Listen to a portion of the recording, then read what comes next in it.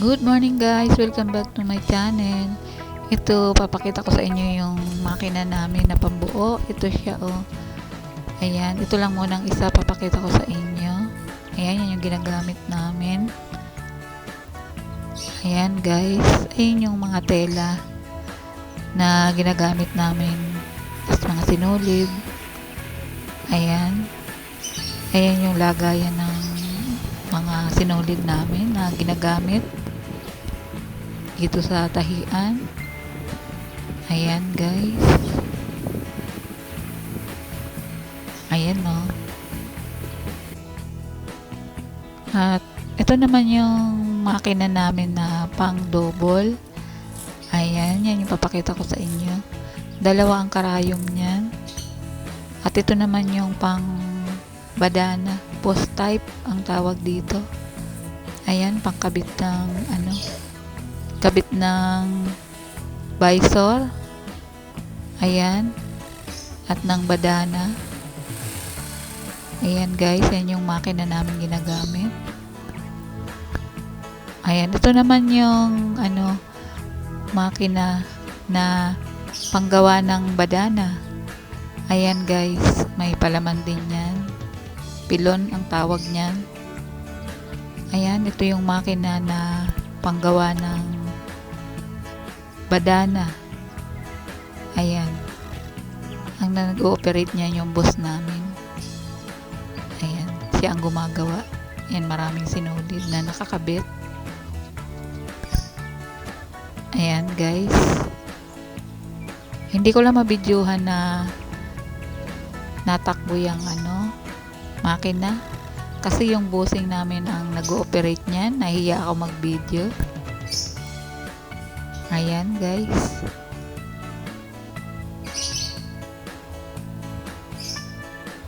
Ayan na yung nagawa. Ayan no. Nakaroll na. Nakaroll yun na siya.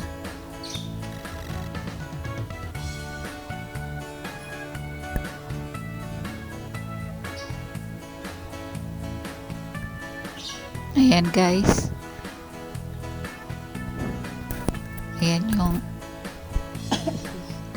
Ayan yung panggawa ng badana. Ayan. Hindi kami marunong mag-operate niyan. Ito na yung mga nagawa. Marami na. Nakarolyo na yung pambadana.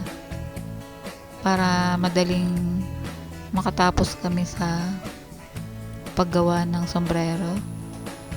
At ito naman yung embroidery machine para mabilis din magborda. Ayan. Ayan guys.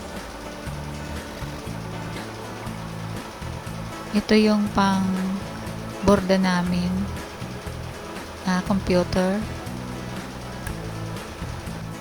para mabilis ang paggawa. Ayan guys. Ayan yung dalawa.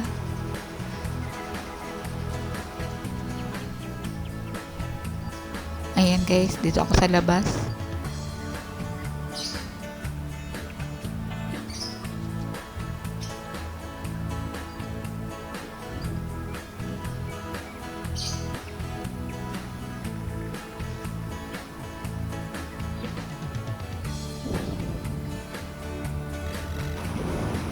Ayan, pag yung computer ang aming ginamit na pang embroidery, mabilis lang yan. Pero meron ding mano-mano, paisa-isa lang na binubordahan yung tela. Ito, maraming nakasalang dito, mabilis. Ayan. Kaya madaling mayari yung embroidery. Ito naman yung pang-cut. Ayan, pag nakarolyo yung tela dito, pwedeng i-cut dito. Ayan. Ayan guys. Ayan yung ginagamit para makat yung isang roll yung tela. Ayan.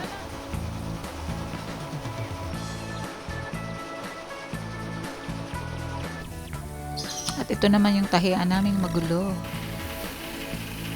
Ayan guys. Hanggang dito na lang. Wala akong may content. Thank you sa inyo.